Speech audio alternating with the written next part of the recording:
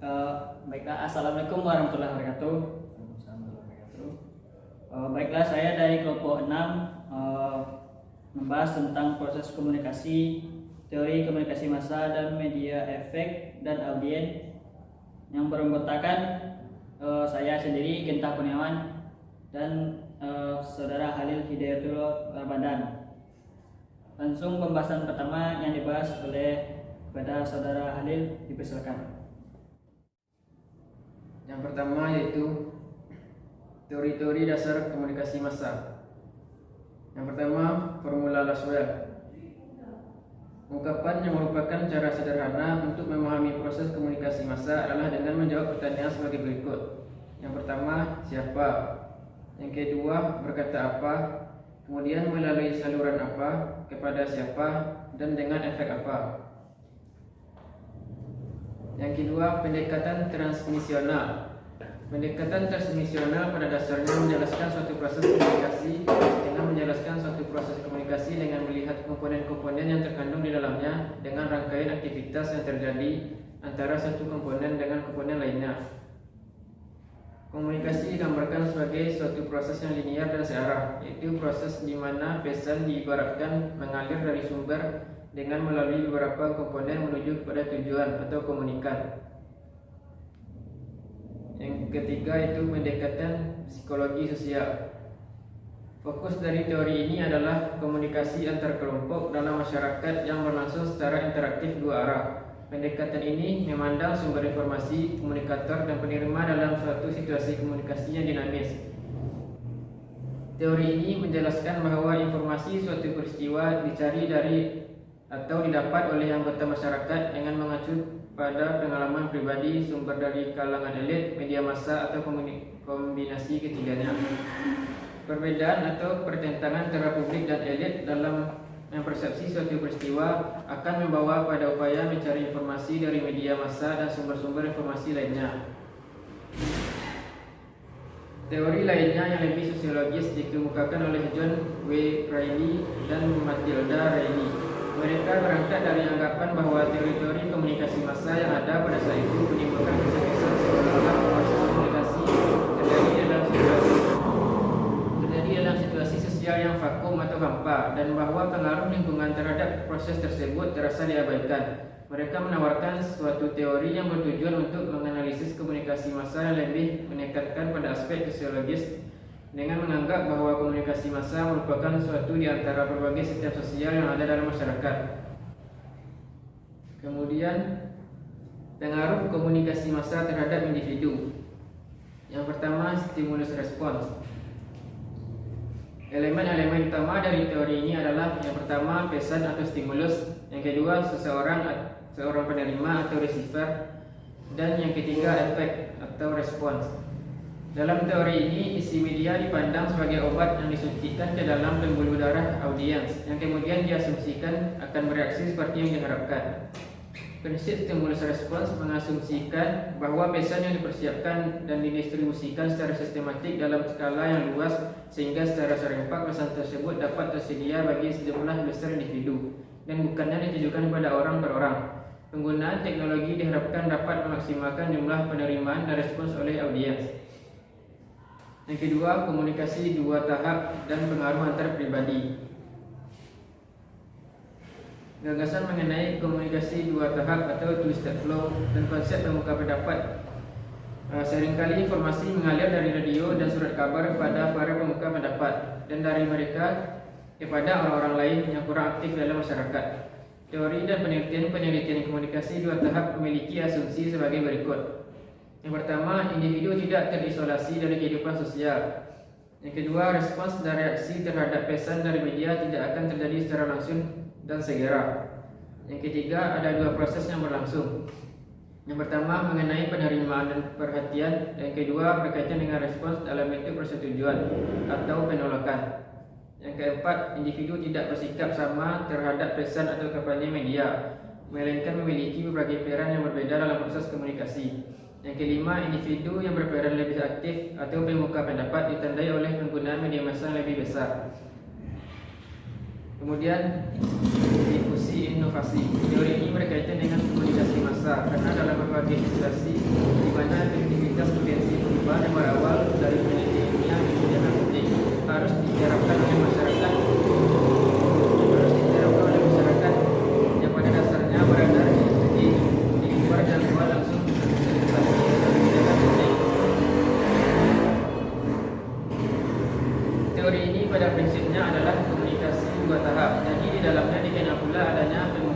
pendapat atau disebut juga dengan istilah agen perubahan.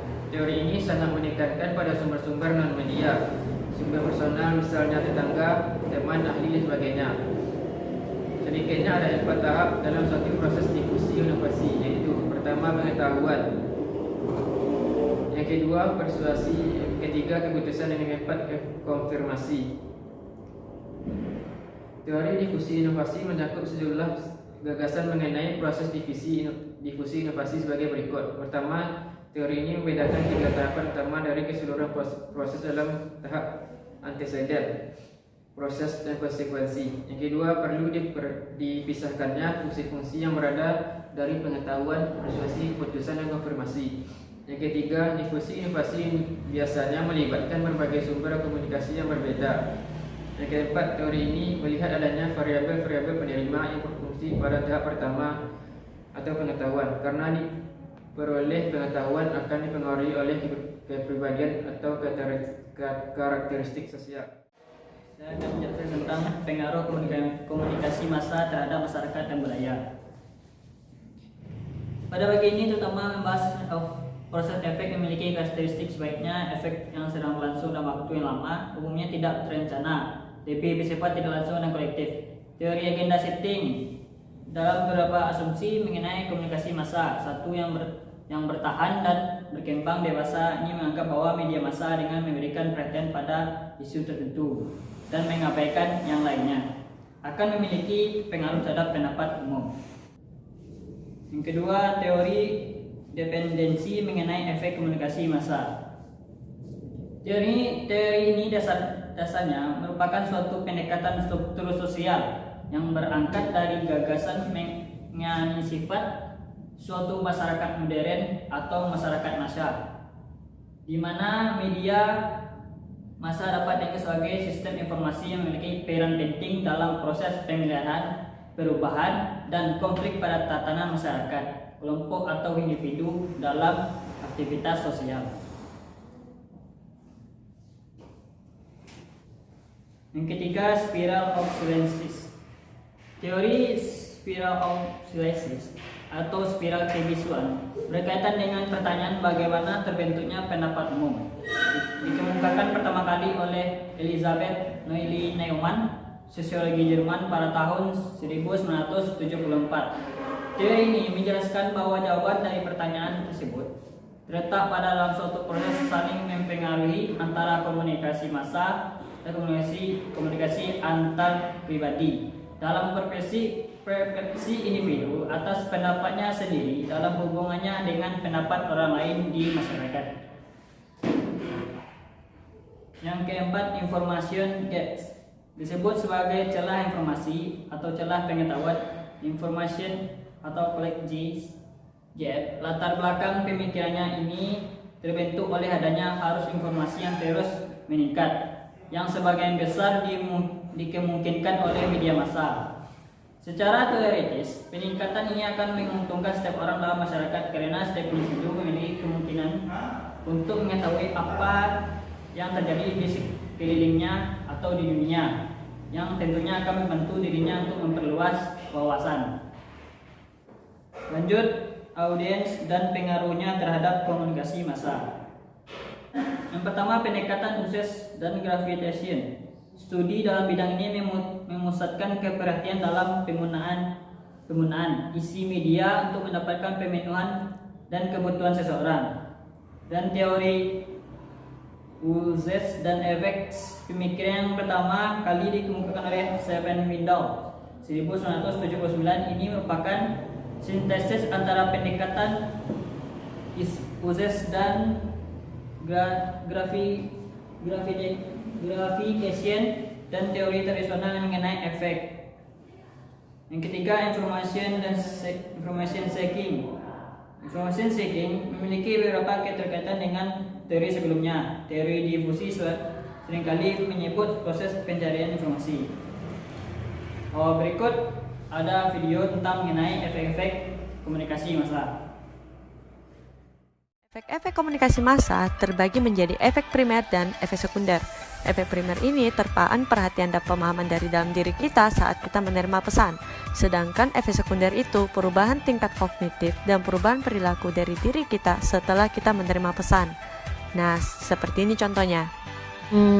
Kontak aku hilang semua ya, gara-gara nomor baru nih. Coba telepon Grisa deh. Halo? Halo Gris. Ini aku, Selin. Oh alah, Cilen toh. Iya sorry aku nggak tahu nomor teleponmu yang baru he. Kemudian ada 3 teori efek yang perlu kita ketahui, yaitu efek tak terbatas, efek terbatas, dan efek moderat.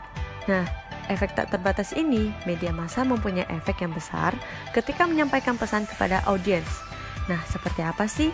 Mari kita lihat contoh berikut ini. Hah? Apaan ini? Tidak. Wah, ada iklan marjan. Berarti kita sudah memasuki bulan Ramadan nih. Wah gila sih, viewersnya orang ini banyak banget. Oh my god. Ih, ini stylenya kan style gue banget. Ih, gue coba langsung Selanjutnya, efek terbatas. Ketika media massa menawarkan isi yang diberitakan, ternyata hanya sedikit yang bisa mengubah pandangan dan perilaku audiens. Mari kita lihat aja langsung contohnya. Apa-apaan ini? Lebih baik PUBG tau? Aku ini pengguna PUBG sejati. Hah? Apaan nih? Putih emas, biru hitam. Wah, banyak bener yang komen. Pasti bukan. Apa ya jawabannya? Menurutku pasti hitam dong. Dan yang terakhir, efek moderat. Audiens tidak sepenuhnya mempercayai pesan dari media massa, namun masih menerimanya. Ibarat ada pengaruh tapi tidak begitu besar pengaruhnya. Seperti ini contohnya. Ya kali panas dalam bisa hilang sekejap seperti itu secara rasional sih tidak mungkin. Tapi aku sudah minum itu sih dari lama, gak apa-apa deh konsumsi aja. Nah, sekian dari video kami. Terima kasih. Baiklah, itulah hasil dari diskusi kami. Untuk pertanyaan silakan disampaikan di dalam grup. Cukup sekian, terima kasih. Assalamualaikum warahmatullahi wabarakatuh.